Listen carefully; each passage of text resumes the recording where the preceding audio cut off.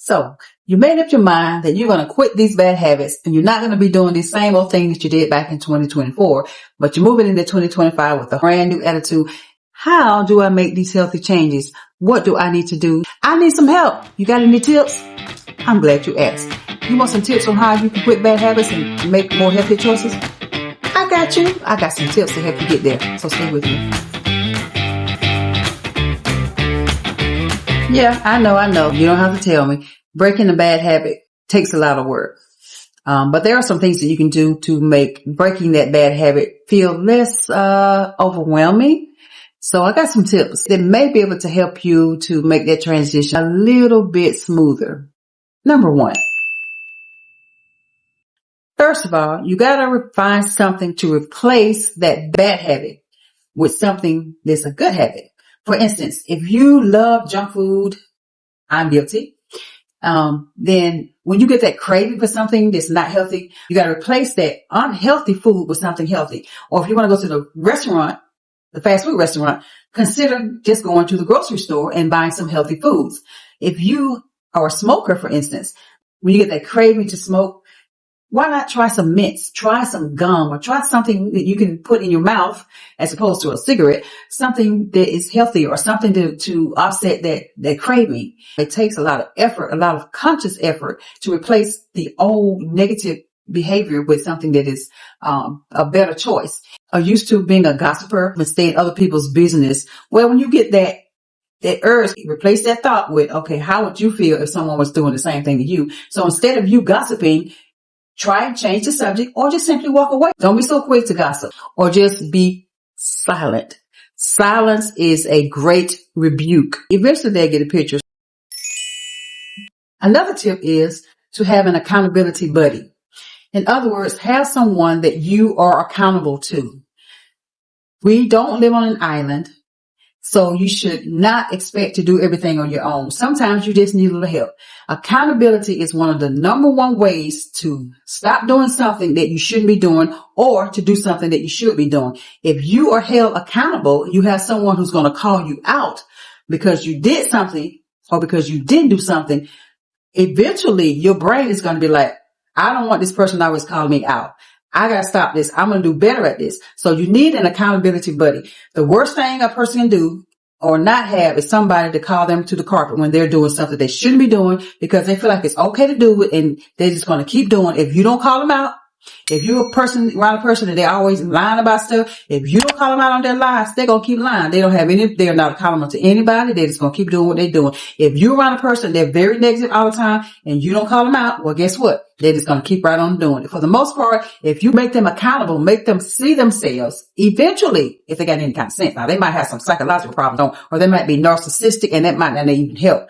But the average person, if you call them out, if you bring it to their attention that this is what they're doing, make them accountable, you make yourself have some accountability, which is an accountability buddy. And then that thing that you're doing that you shouldn't do, it will help you to see where you were about to fall off the wagon and trying to help you get back on the wagon. So get that accountability buddy, whether it's a friend, a spouse, or a coworker, whoever, somebody that you know has your best interest in heart. And they're there to help you be accountable so that you're not doing this negative behavior anymore.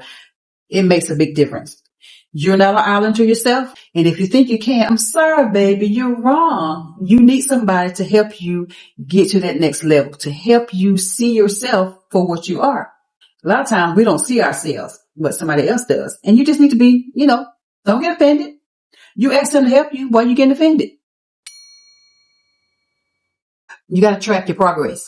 First of all, you got to know where your starting point is. You got to know how bad you started out, how wrong you started out.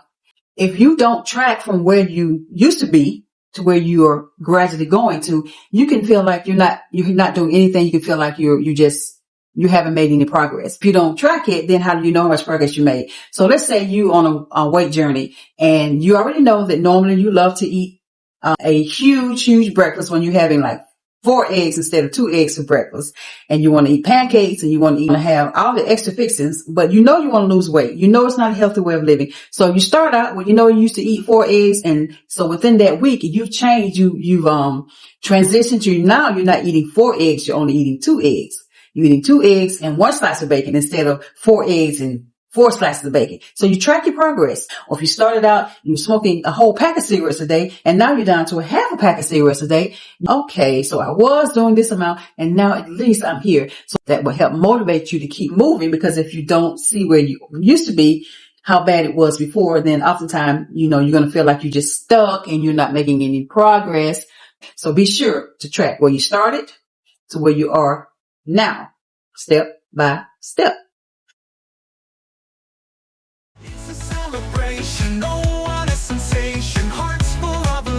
Celebrate small wins. You got to make yourself feel good about what you've already accomplished, right? Who doesn't like a morale booster? Who better to give you a morale booster than yourself? You got to celebrate the small thing. No matter how small they may seem, you have got to encourage yourself. When maybe you used to go and be an impulsive shopper, you saw this absolute gorgeous dress and pair of shoes that you felt like you just had to have. But instead, you said, well, the shoes are within my budget. I just want to be able to get the bag too. So you just purchased the shoes and not the shoes in the bag. Is that not a win? Celebrate that. You did better than you would have done a month ago. A month ago, you would have bought both of those, and then you would have been in trouble with your husband because he would have been looking at the bill and like, where did this money go to? I know you didn't spend this money on both of these things. So you can be like, well, listen, this month you didn't buy the shoes and the bag. You just got the pair of shoes, or you just got the bag. So that's a small win, right? Celebrate small victories. It will help you see what you've already accomplished and help boost you into saying, oh gosh, I did this. So now I know I can keep this up, and sooner or later I won't even buy either one unless I absolutely have to. So celebrate yourself, encourage yourself on small wins. Kicking a bad habit is not an easy thing to do. It takes time. It's going to take dedication. It's going to take willpower. Some of these tips can help you to move forward, make some changes, and just kind of help you, give you a guideline on some things that you can do to start your process of eliminating bad habits and making better choices for the year 2025. So I've been told it takes 21 days to create a bad habit or any habit, and 21 days to stop a bad habit. Hey, you just got to start today and you can do it. Just keep moving forward. Celebrate your wins, and you'll be surprised. Before you know it, you pick that bad habit and you're doing something that's going to be more healthier for your mental and physical health. So, if you're interested in some more ways that you can improve your life in the year 2025, check out this video. Alright, thanks for watching.